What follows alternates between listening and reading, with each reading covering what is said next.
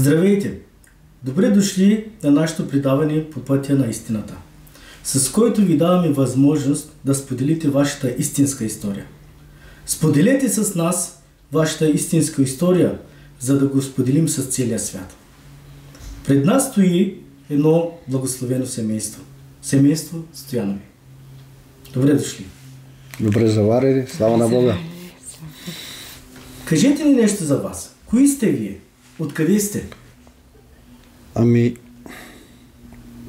По принцип ние сме от България, от град Девня. Аз казвам Първо Стефан, да кажа.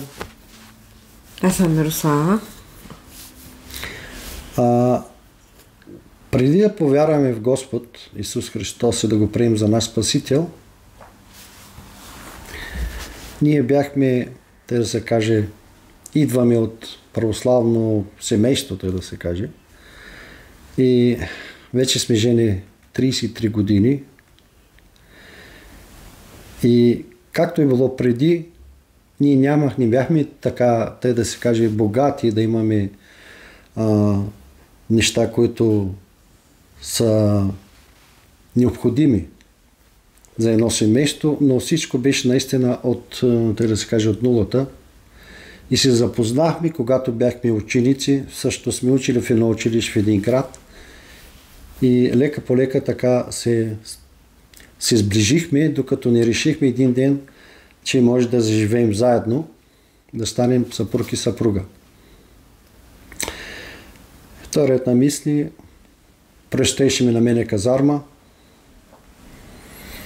и по време на казармата ние се сгодихме, оженихме се, направихме сватба и точно в деня на нейния рожден ден и когато трябваше да навърши 18 години, направихме сватбата. И така по-лесно ни беше да подпише самата тя, нали, съгласие да даде. И слава на Бога, че тя ме изчака да завърша казана, прибрахме се, аз започнах веднага да работя, понеже имах вече семейство. Така, лека по лека снабдихме се с необходимите неща за дома. И заживяхме наистина щастливо, бяхме наистина щастливи тогава. Влюбени един в друг, бяхме наистина, мислехме едно и също. Бяхме съгласни във всичко, взимахме решенията заедно. И така, лека по лека заживяхме наистина, родили се дъщерята. Нашата дъщеря се роди и това сякаш повече ни свърза. Бог така ни даде, наистина ни благослови и след време ние решихме да се отворим един друг магазин. Магазин всъщност за риболовни принадлежности и искахме просто, нали, не да забогатим, но да живеем един нормален живот и Бог наистина ни помогна да се осъществи това. Но след известно време ние вече придобихме приятели, имахме пари, как да кажа, срещахме се често на пиени ядени, тогава живеехме наистина такъв живот без Господа, макар че сме от православно семейство, така да кажа, християни православни. И започнаха да идват едни неща в живота ни, особено в моя, хазарти, пиянства, изневери и до този момент, до когато всичко се случи, изведнъж всичко пропадна. Наложи се дори да заложим дома ни, който бе наистина подарен от моите родители и го пропиляхме така. Изведнъж заложихме този дом и след първия неуспешен, но втория успешен ние го изгубихме дома. И след това аз така, мислих, че ние ще спечелим някакви бързи пари. Всъщност искам да кажа, че преди това имах и работа, изгубих и работата, нали, всъщност напуснах. И всичко пропадна изведнъж, всичко се срути. И понеже не ми се работили, как да го кажа, и реших, може би, че трябва да изкарам тези пари и това да си възвърна къща по някакъв начин, чрез по-лесен начин. И тогава дойдоха в живота ни и такива ситуации, които наистина бяхме изпаднали в такова тежко положение. Бяхме на дъното почти. И това бе наистина тежко за нас. Значи вие се запознахте, направихте едно семейство, започнахте от нулата и лека по лека живота ви проверя по правилен път. Така. Имаше ли хора около вас, които ви подкрепяха, или хора, които по някакъв начин бяха против вас в различни неща? Да, само да, ние бяхме много влюбени и се оженихме, но не мога да кажа, че сме започнали от нулата, защото имахме нашите родители. И те наподкрепяха във всичко. И те много ни помогнаха. Дома, който имахме, къщата, където живеехме, беше наследство от майка му и баща му. Свекъра ми и свекърва ми.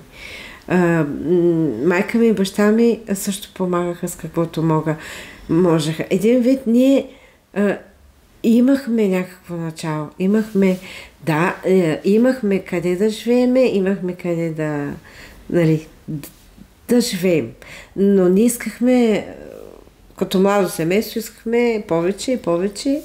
Като всеки един, той работеше на добре платена работа и вече парите почнаха така. Ади това, ади по-скъпа холова, ади по-така. И след това имахме възможност, отворихме и магазина и оттам вече почнаха да идват повече доходи. Но когато в един момент почнахме, не знаеш какво да правиш и се отдаваш така на нещата от света. И тогава имахте доста приятели, нали? Приятели имахме, ама много. Целият град беше наше. Защо? Защото бяхме много добри. Значи, който имаше проблем, на който нещо му трябваше, пари най-вече, помощ някаква, ние бяхме хората. Угаждахме на всеки. Семейство. Нека да го кажем направо. Роднини, бяхме... Нека да го кажем направо. Вие след това станахте успешно семейство, което имат много добър доход, между хора, които може би нямаха чак толкова. И вие го постигнахте заедно. Да. Как говорихте, как общувахте между вас? Заедно ли решавахте или някой пое по пътя и някой друг го последва? Как стана това? По принцип, нека да бъдем честни, аз давах предложението и се взимаше взаимно. Нали, давах идеята, мислех му и решавахме. Да, това ще направим така. Имахме наистина, за да осъществим нещата, имахме наистина и приятели, които наистина ни бяха истински приятели относно този магазин. Наистина ни помогнаха. Нямахме само приятели, които, нали, след си го разбирам, да не използват, но имаше, които ни помагаха. Както каза те, нашите родители и приятели имахме истински, наистина. Бяхте ли задоволен от живота си? С постижението, което направихте? Според тогавашните ни разбирания, да. Може би, защото имахме някакво, как да кажа,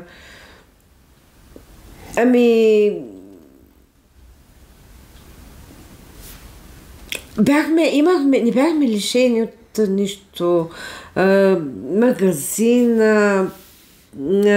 много хора, много познати, много общуваха с нас, с хора, които преди едва ли сме мислили, че ще говорим.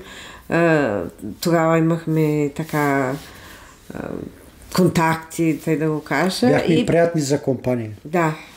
И да, за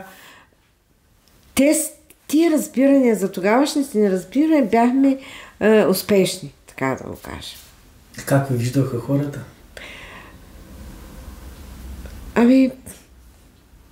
За мен говориха, че се прави на голямата работа.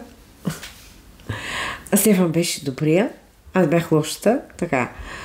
Ама може би така и трябвало да стане, не знам. Имаше хора, които напоздравяваха за това, докъдето бяхме стигнали. Имаше хора, които ни завиждаха. Така, не знам. Значи бяхте стигнали до върха на вашия живот.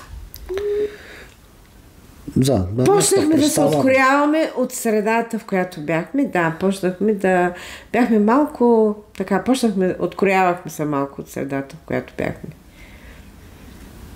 Приятелите, които бяхме като младежи, които се събирахме заедно, групата, ние бяхме... Така, почнахме да се открояваме малко или много от тях.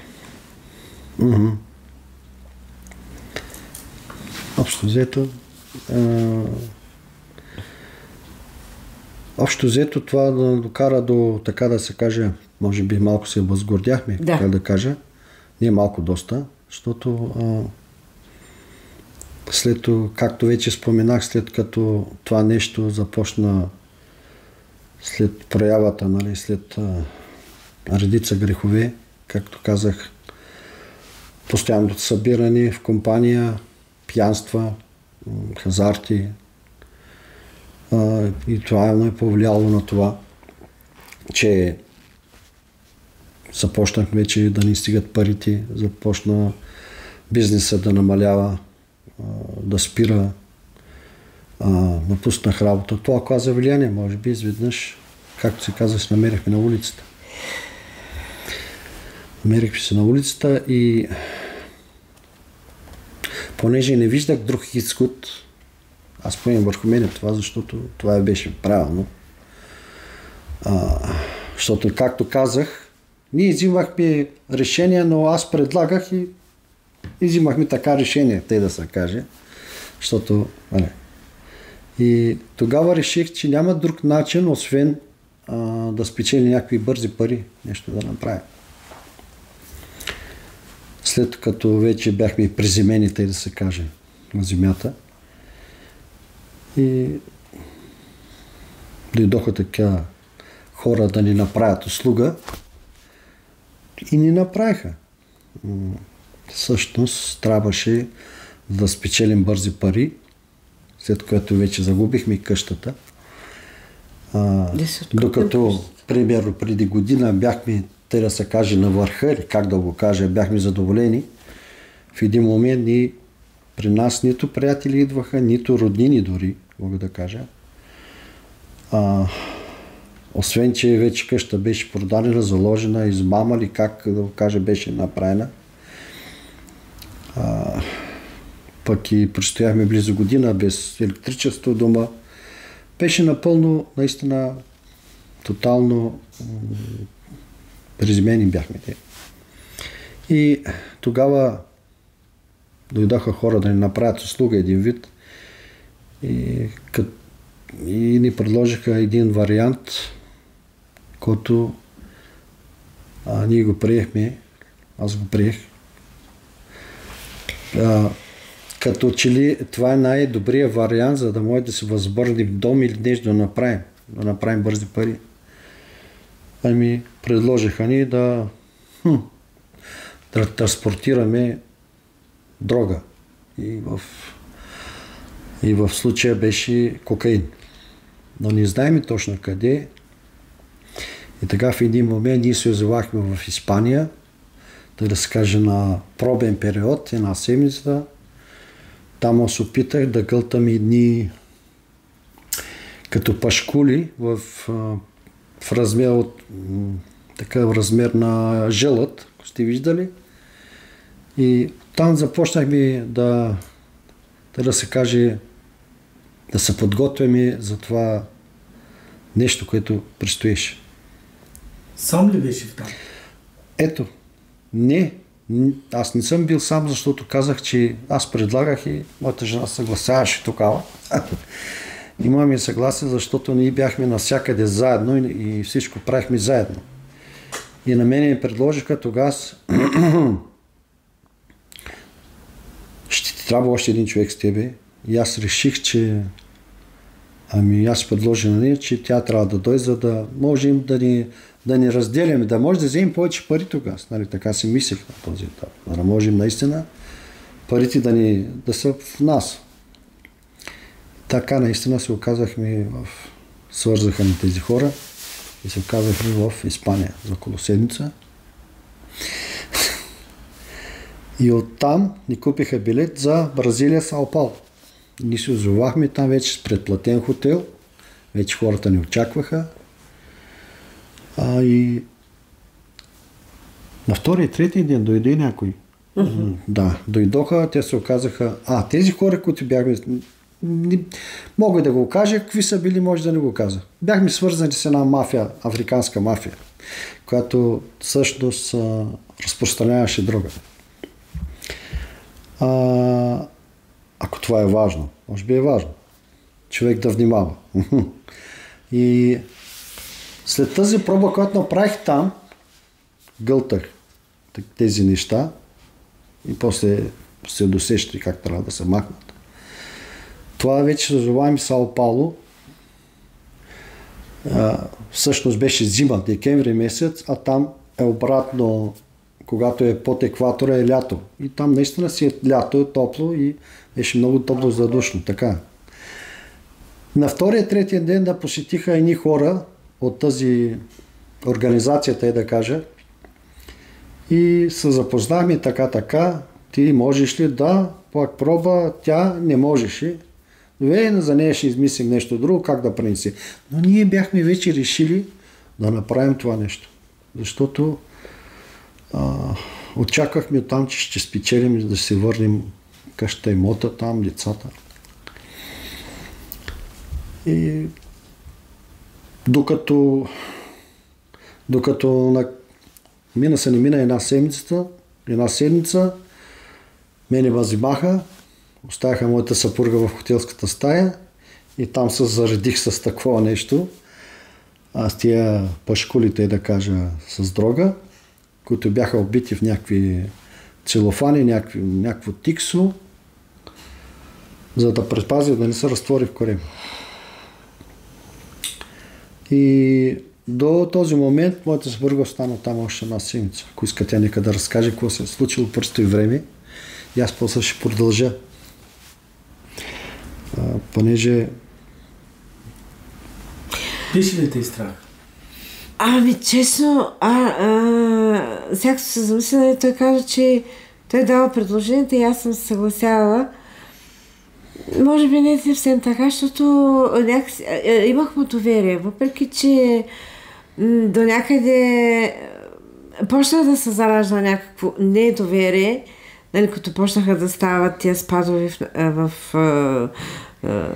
финансовото ни състояние и това да наличи напусна работа.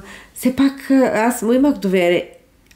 Аз можех да кажа, не, няма да тръгна с тебе, или не, няма да отидем, или не. Обаче, просто няма, ние се допълваме и като каже единия, казвай, решаваме двамата се, но дали той, дали аз съм го казвала, ние двамата. И не ме беше страх, защото бях с него. Нямаше как.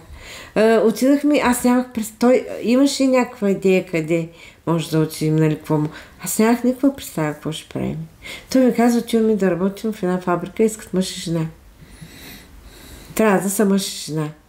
И каквото имахме от магазина, разпродавахме всичко, за 3 дена направих паспорта и тръгнах. Даже децата не знаеха къде отиваме. Никой не знаеш къде отива. Аз не знаех. Аз разбрах, че ще пътуваме за Бразилия вече в Испания. Като бяхме в Испания. Ама бях с него. Няма къде. Тръгваме. Отиваме. Правим. Това е. Няма страх. Много добре. Вие заедно сполучихте, заедно постигнахте различни неща и бяхте готови заедно да рискувате. Да. Какво стана, когато пробвахте? Накратко да ни кажете. Бяхте уловени? Това... да кажа, че до тогава ние не сме имали така пререкания, някакви такива криминални прояви, така да го кажа. Не сме имали работа с полиция или някакви такива. Гледахме да сме в нормите, така, да не прекрачваме граници. Обаче, деца вика, отдавники за сламка се хваща и така бяхме в много труден период и въпреки, че имахме близки, които бяха с, не говориха за Исус, ние не искахме към Исус. Ние решихме лесния начин. Да изберем друг път. Да изберем бързия, лесния начин. И така. И заминахме. Мога да кажа, че една седмица бяхме двамата там и приятели намерихме даже. И се чувствахме, бяхме добре. Все едно бяхме на медия, беше на почивка, да. Но то е било явно... Бяхме добре, бяхме до някаква степен щастливи. Да, никой не нас знаеше къде сме, мислихме за децата си, мислихме, даже правихме планове, като вземем парите, как ще си вземем къщата назад, какво ще направим, че ще приключим все неща, почваме си наново. Някакви такива. Не сме мислили, че пак ще го повторим или някакви такива. На нас не беше целта да си вземем къщата и да си продължим живота с така.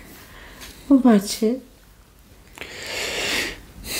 не знам кой, дали Бог, дали другия, е имал друг план. Какво стана? Аз мога да продължа с това, че дойдоха, взимаха с една кола автомобил, ме закараха някъде в друг квартал, мисля, не беше много далечено. И в същата вечер трябваше да поема това през устата си и да ги натрупам в той. И ако сте чували, това е един вид, аз бях муле, както се каза, пренасене на дрога, муле. Човек, който пренася дрога, как да кажа, нелегално, е муле, който е кри. И както да е. На следващия ден се качих на самолета и излетяхме. Летях близо 12 часа. Но там е далеч. От Мадрид до Сао Пауло през океана са 12 часа. И на другия ден сутринта просто имах един друг транзитен полет оттам за Валенсия, но трябваше да сляза на Мадрид и оттам да хвана друг самолет за Валенсия. Трябваше да пътувам за Валенсия. Той са подробности, но и в този момент, когато на изхода, знаете, застават митничари, проверяват документи. Кой от какво идва, какъв е, така. И просто не знаех никакъв език, освен български. И просто ми попита човека, разбра го на английски, дали разбирам английски, дали разбирам испански, му казах, че не. Ами каза, пак го разбрах, че трябва да отида с него и да направи контрол. Там ми задържах около час, явно са ми гледали. И после заведнъж казах, елате с мене и ме закараха на рентген. Там се разбра, че аз в стомака си пренасям дрога. Както там 2-3 дена в болница, в затвора, после след това, за около 3 години, а през това време аз не знаех наистина какво става с жена ми. Какво се случва с нея. И аз в него момент съжалих, че аз се оставих сама там. Неизвестност. И един вид, но то се разбира, че тя е останала в залог там, като заложник. И просто бяхме се оговорили, не знам дали спомняш, когато ако нещо се случи с мене и не се обадя, не поема нищо, не взима и нищо с тебе. Нали? Защото не се знаят нещата, какви ще бъдат. И добре, аз до тогава бях настанен, макар че се тревожих за децата си, понеже къщата беше вече продадена. И не знаех от този момент какво се случва с тях. Аз вече бях, как да кажа, настанен, да се каже, но не знаех какво се случва с тях до този момент. Нека тя, ако иска да каже, през това време, какво е станало с нея. Да, те като го взеха, аз една седмица сама. Нямам никаква информация, нямам телефон, нямам връзка с никой. И само имаше там един, който ни беше връзката един вид. Питах какво става с мъжа ми. Той каза, да, всичко е наред, няма проблеми. Аз казах, искам да го чуя, пристигнал ли всичко. Да, всичко е наред, няма проблеми. Тръгваш си. Добре, тръгвам си, обаче нещо усъмни, така да се каже, защото аз се тръгнах от Бразилия с 5 евро в чоба. Нямах никакви пари. Казвам, аз ще летя. Да, имам самолет, имам полет, нали, билета ми, всичко, обаче трябва да имам някакви пари. Нямах никакви пари, 5 евро имах в чоба си. И нещо така ме подразни това нещо и пристигам на Мадрид. Пак трябва да направя връзка за Валенсия. Граничната полиция ме чакаше. Направо ме свалиха от самолета. Направо ме отделиха от групата. Вземаха ми куфара, багажа. Обаче аз някакси не ми минаваше през такова. Имах мир такъв някакъв.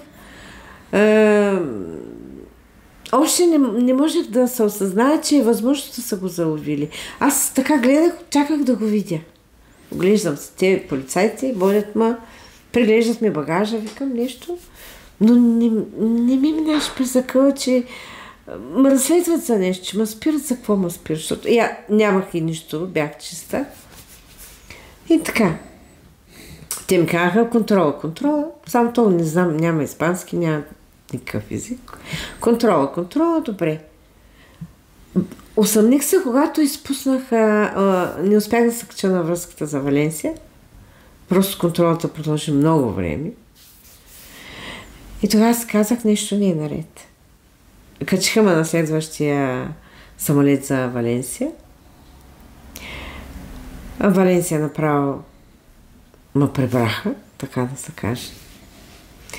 И в една стая и започна някакъв разпит, но нямах нито преводач, нито жена.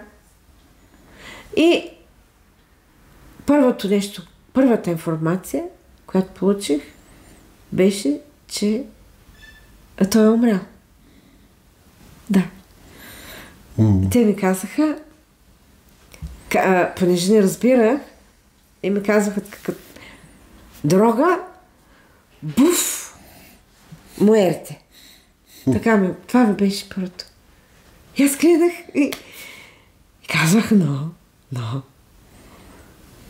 Правих така, че искам да видя, нали, защото няма никакъв език, нямах преводач. Те ми казват, Мадрид, а не сме във Валенсия. Казвах, не. Говорих и на български, нямам друг език.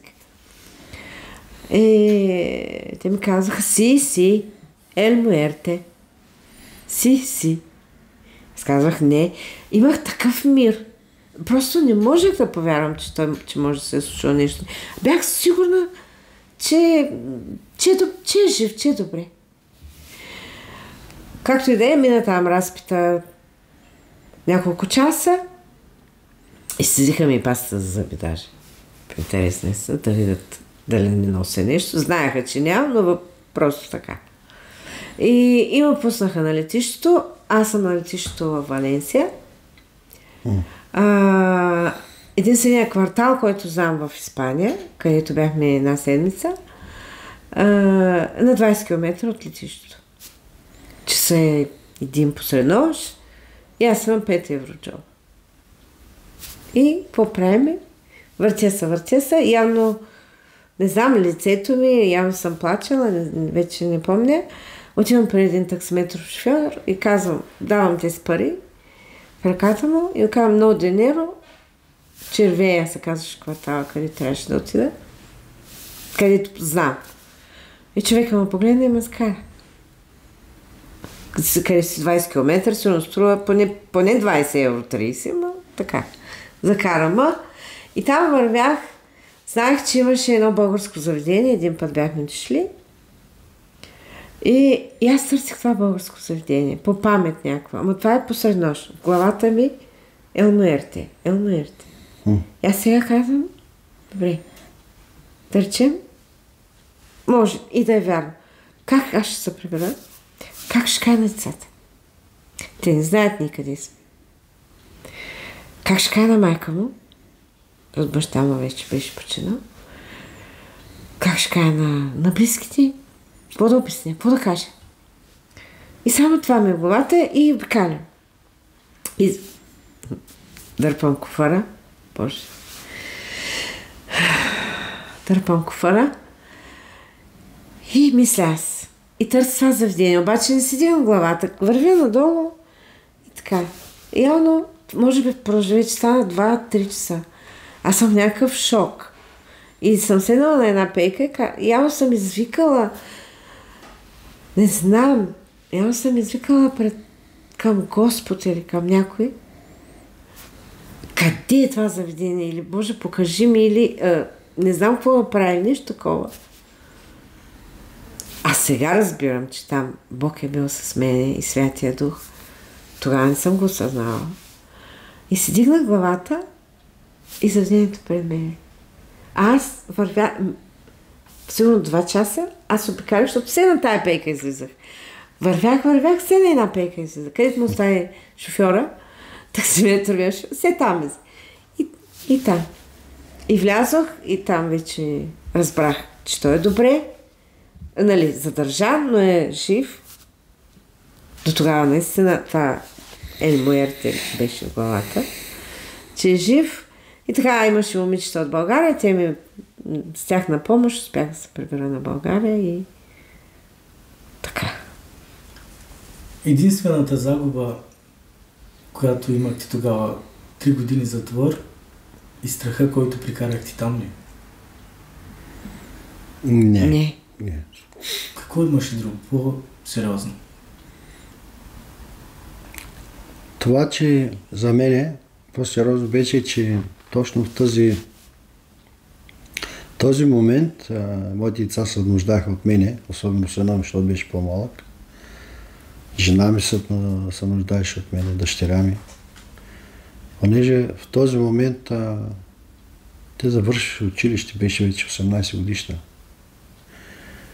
И нали знае, трябваше да има и какво беше там? Абитуриентски такива истории. И в този момент аз не бях до тях. Това, което изгубих,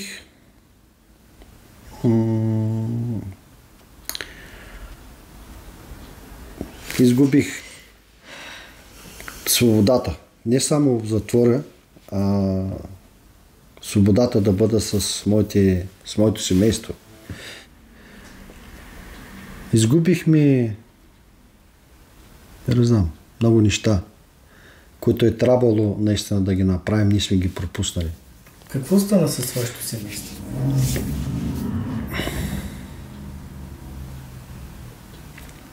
Ами, освен когато аз бях вече в затвора, тя тогава се върна вкъщи в България и не знам, нека тя да разкаже каква е била ситуацията тогава, как си решила, нали, последствие тя отиде и в друга държава да работи и как бяхме разделени един от друг, как бяхме пръснати всички. И се оказа, че аз бях в Испания, сина ми в България, тогава дъщеря ми във Франция реши там да отиде и тя замина за Гърция да работи. И бяхме на разделни тотално, така разделени тотално в различни държави. Тогава какво стана с единството? Бяхте ли в обединение? Имахте ли общение помежду вас? Имахме някакво общение по телефона от време на време, но това не беше вече същото. Тогава сина ми дори криеха от него къде съм, що съм, нали, че съм попаднал от начало. Не знаеше, мисля, че съм на работа или такова. С дъщеря ми почти никаква връзка. Никаква връзка нямах, докато е била във Франция тогава. И това нещо се наруши, това наше общение. Нямаше го това наше общение. Наистина бяхме разделени. Ами, ние се чухме, значи след завръщането ни, така да се каже, от пътешествието, се чухме, не знам, аз заминах април месеца Гърция. Взеха ни къщата, взеха ни всичко, мина зимата. И аз не можех да отида и при майка ми, защото дължах пари на брат ми. И нямаше къде да отида. И след това мисля, че лятото се чухме по телефона. Той успя да направи връзка. И след 10-тия месец от задържането му се видяхме. Отидах в Испания на свиждане. До тогава все още имаше духовната връзка. Физическата неясно, че нямаше. Може би година след това нещата почнаха да се губят. И духовната връзка, или как да кажа. С две думи. Тя си имаше вече свой живот там. Да. Аз бях в затвора, тя си имаше свой живот. Просто бяхме вече нещо да разделили. След като премина това е мое наказание, тя вече дошла в Германия да опита там, защото там не се случиха нещата. Но тя се продължи по стария начин на живот, така със същия живот. И аз тогава бяхме тук заедно за малко и аз тогава реших, че просто ситуация се оказа така, че трябва да се върна в България спешно. И в този момент, когато се върна в България, вече нямахме нито дом, децата бяха разделени, майка ми, която беше жива тогава, баща беше починал, живееше при моята сестра, която има една къща на село имаше, и там тя се грижи за нея един вид. Нямаше да отида там, нямаше къде да отида другаде и просто единствения шанс беше там да отида. За да обмисля, не знам как да продължи. Как да продължа и на първо място, нали, да видя по някакъв начин да се съберем заедно там, понеже сина ми беше пред тъщата И майка ми бяхме разделени. И аз всъщност не знах какво да правя. Всъщност, синът, който е по-малък от мен, на моята сестра, той е така по-отрано в вярата в Господа. И аз отивах така от селото до града, отивах често от тях и той започна да ми говори за Словото, за Библията, за Авраам, за Яков, за Исак, за Йов. И така аз от интерес ли, как да кажа, просто по-редовно ходих и да слушам това, което ми говори. Той ти беше единствено опора през това време. Вероятно. Ами да, така се оказва, защото то ще си проличи. Ще разкажа нататък за какво става. Добре, тогава имахте ли какво още да загубите? Да, в крайна сметка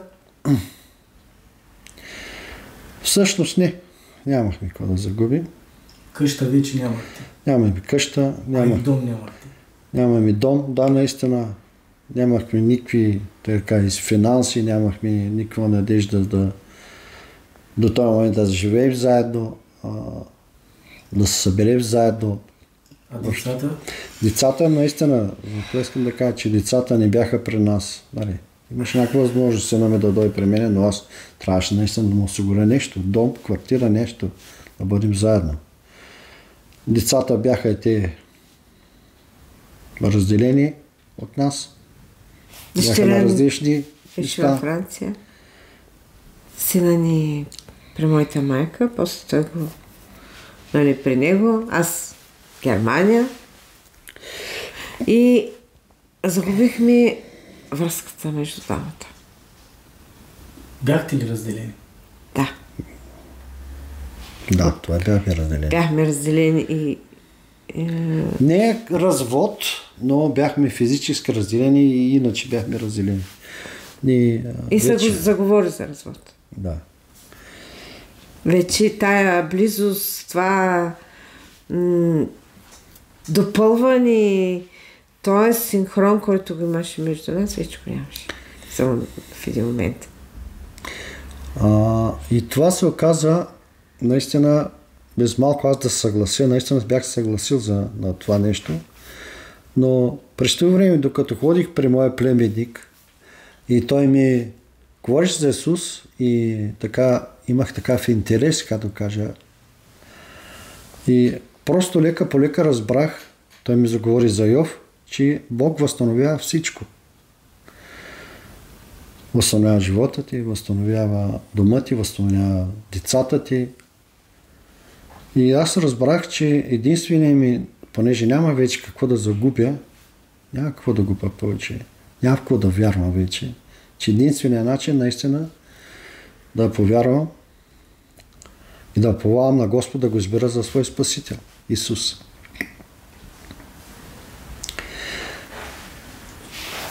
И аз го приех за свой Спасител. Слава Богу да кажа. И от този момент нататък реших да последвам Исус. Четях се Словото, някъде да разбирах, къде не разбирах. И първият досег така свръхестествено беше, когато ние за пореден път разговаряхме и си говорихме за разводи, тогава попитах Господ, се обърнах към него, затворих очите и казвам: Господи, аз не знам какво да правя, аз на твоите ръце, кажи ми какво да правя. Наистина. И се затворих очите и пред мене се появи наистина появиха се едни букви, едни цифри, едни разбъркани и ми списа Ефесяни. И аз се реших и прочетах книгата Послание към Ефесяни И оттам разбрах, Господ ми даде да разбера, че аз трябва да се боря за семейството. И аз в този момент реших да се боря за семейството си. Да не го оставам, защото това е един вид Божията воля. Това ми даде да разбера, даде ми откровение. И така, лека по лека, исках по някакъв начин, започнах да говори за Господ вече, и какво ти, нали? Имаше упреци наистина, нали знаете. Имаше упреци. Да, трудно. Какво ги говориш, какво ти става, ти, примерно. Пастор ли ставаш, къв ще става, такива работи, нали? Имаш тези работи, да, то са нормални работи, а так имаш. Но въпреки това, наистина, понякога имах някакви съмнения. Дали наистина искам да събера семейство, но Бог идваше ми напомни, че наистина трябва да го направя това нещо. И дойде момента, и вече разбрахме, и можехме, нали, разбрахме се долу горе, че наистина искам да се съберем. Поне в името на децата, нали. Но, да ви кажа, в интерес на истината, аз имах друго предвид. Ставаше въпрос за децата, ставаше за нас двамата. Нали. Но и децата. Нали. И това наистина ми даваше някакво желание, някаква сила. Не.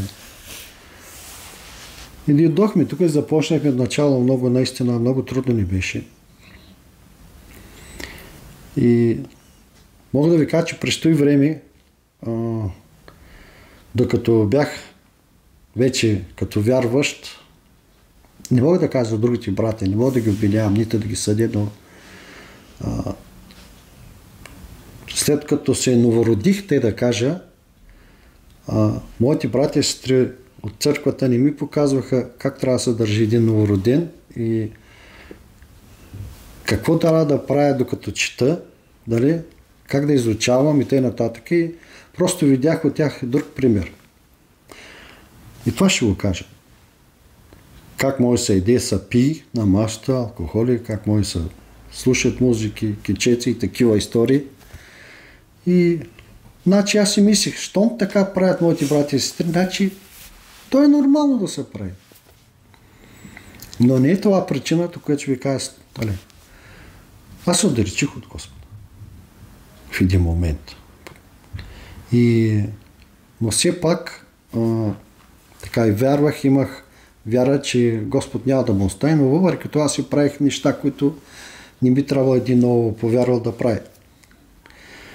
Говорих и на нея, после като са, макар и пинал, вече говорих за Господ, тя им прави забележка, защо говориш ти, когато си пиян за Господ, нали? Би се разобличаваше, и това беше правилно. Докато в един момент стана нещо, което Бог е докосна чрез това, което се случваше с нашия син, понеже ние дойдохме. Малко по-далече, така наистина аз заговорих за развод, но не е бил така Божия план.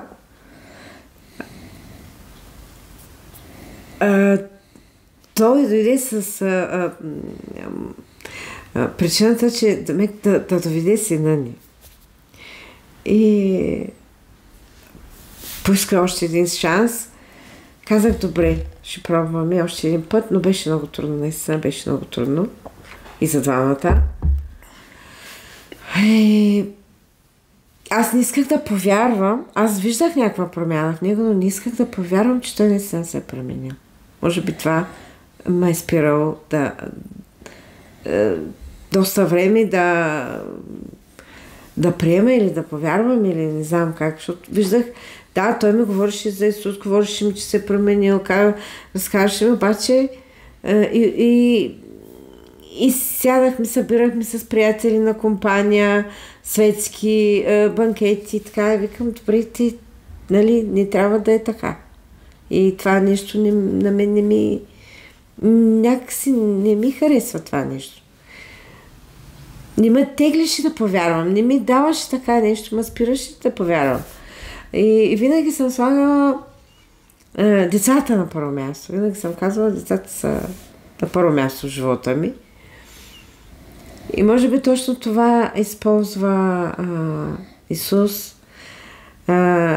Използва едно от децата ни да ми покаже, че съществува.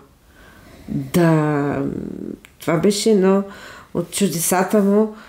Нашия син имаше такъв един навик да се души и при един такъв в един такъв момент навънка на улицата прави гърч, припада на улицата и идва линейка.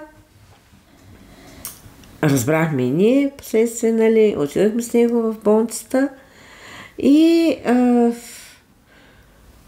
Бог така направи нещата, че го настани в стая с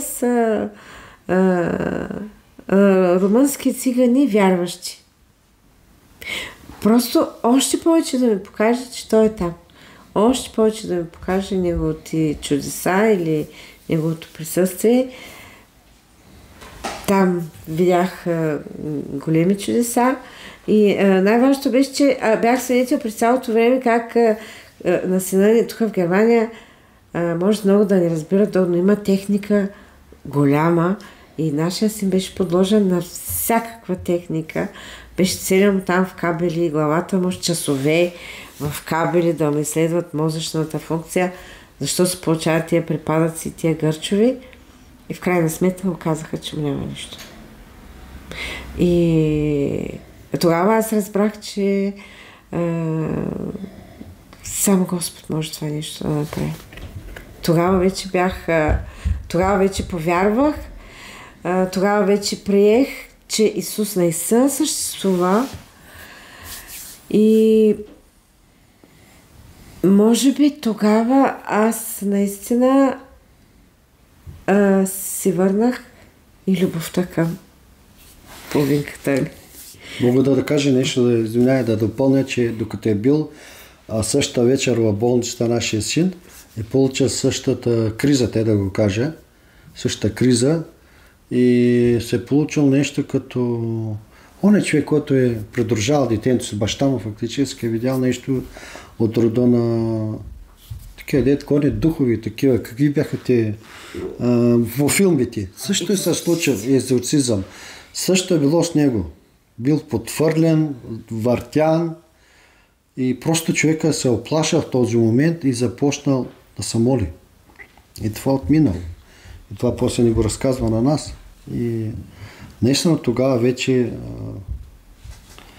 да се каже, може би тя е била докосната по този начин, нали, че това наистина е свръхестествено и че Бог е винаги там, където има нужда. Значи той е дошъл в болницата с криза, болен. Пада на улицата. И след това някой се моли за него там. Да, и точно. След молитвата, след този момент той вече е изцелен. Да. И тогава ти повярва, разбра, че има Бог. На сутринта. Значи, това се случва вечерта, може би над вечер се случва това. С него пада на улицата, нали, прави този гърч и отиваме в болницата и посред нощ се повтаря това нещо. И човека там, който беше с него в стаята, пада на колени и почва да се моли. И аз като отивам сутринта, защото аз го оставих в спокойно състояние в леглото, го намерих пак целия в кабели и в машини и тогава човека ни разказа какво се е случило, каква борба, каква битка е било. И аз тогава разбрах, че намесата е на Господ. И тогава вече започнах да търся Господ, да благодаря. Аз не знаех да искам, не знаех да се моля, започнах да го търся, да благодаря. Търсих църква, търсих общение и с тия, нали, румънци. Отивахме там и се молихме и благодарих и просто не... И тогава някак сега се почувствах цяла. А вече бях цяла.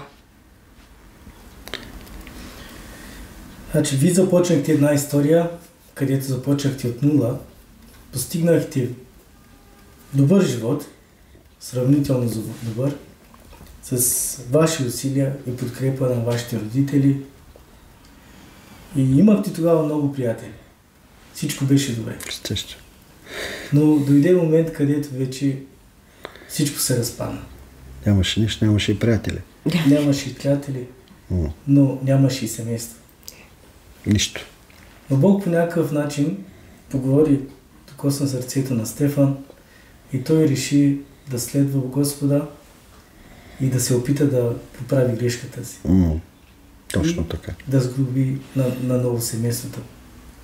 И тогава вече Мирослава видя чудесата на Господа и реши да повярва и тя. Да. В каква вяра вярва ти? Исус Христос. Ами, каква църква ходите? Сега каква църква ходим? Ами, християнска, евангелска. Се ходим в християнска евангелска църква. Слава на Бога. Какво се промени в живота ви като цяло? Какво ново ви се даде или каква е разликата с преди и сега? Това, което преди имахте, успяхте ли да го съберете и... Да, исках да продължа с това нещо, понеже споменах, че така да се каже, началото на моята вяра към Господа беше това книгата на Йов, даже беше първата книга, която прочетах, че Бог възстановява всичко на този, който го следва. И това се случи. Нали, имаме вече дом. Да се каже, най-важното, че моята жена повярва и вече сме наистина едно цяло с нея, понеже преди 2 години, 3, вече сключихме завети с Господа в църква и това наистина промени нашия живот. Това наистина дойдоха чудесата в живота ни след това. Мога да кажа, слава на Бога за това. И Бог наистина възстановява всичко в живота ни. Ако ние го следваме вярно и уповаваме на Него, в никой друг, казваме ви. Вярвайте и уповайте само в Исус Христос, защото Той е пътят. Той е пътят и истината. Ами, мога да кажа, че Бог наистина възстановява всичко в живота ни. Възстанови вече ми дом. Децата са ни, тъй да се каже, моята дъщеря е вече омъжена, дори имаме и внучка, слава на Бога. Сина е при нас, учи и работи, заедно сме. Всичко, което ние мислихме, че сме загубили, Бог ни го възвърна. Слава на Бога, да кажа. Всичко възстанови. Защото ние решихме да следваме Господ Исус Христос и да уповаваме. И наистина Той ни даде надежда. Надежда и вяра да го следваме, защото Той винаги възнаграждава. И ни благодарим от все сърце на Господ. Нека да бъде цялата слава за Него. Доволни ли сте сега от живота? Естествено. Това няма по-голяма радост да следваш Исус Христос. Не заради това, че ни възвърна, а това, че ни даде наистина една голяма надежда. И че наистина в Него е целият мир и цялата любов. Какво искате да кажете на нашите зрители? Ами, брати и сестри,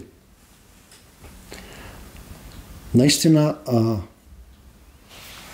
чухте нашата, тъй да се каже, изповед и видяхте през какви неща преминахме и какъв тежък живот, макар че това не беше наистина така изцяло разширено, но ви казахме накратко какво се случваше с нас. Виждате ли, наистина животът е да следваш Господ Исус Христос. Няма друг път, няма друг начин. Наистина Бог възнаграждава и възстановява. Уповавайте и вярвайте, наистина уповайте на Него, защото Той е мирът, Той е любовта. Бъдете благословени в името на Исус. Ами, аз само ще кажа, че Исус е пътя, истината и живота. Амин. Но не само живота в небесата, ами и живота на земята. Без Исус на земята и на земята няма живот. Съществуване, но не живот.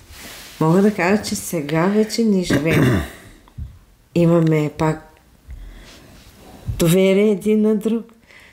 Пак се допълваме, просто без Исус няма живот. Това. Слава да бъде на нашия Господ. Слава да бъде на нашия Господ. Бъдете благословени. Благодарим ви за вашата искреност и за откритото сърце, което изявихте към нашето предаване. Абонирайте се на нашия канал, за да чувате такива истории. И споделете вашата история, за да бъде чута.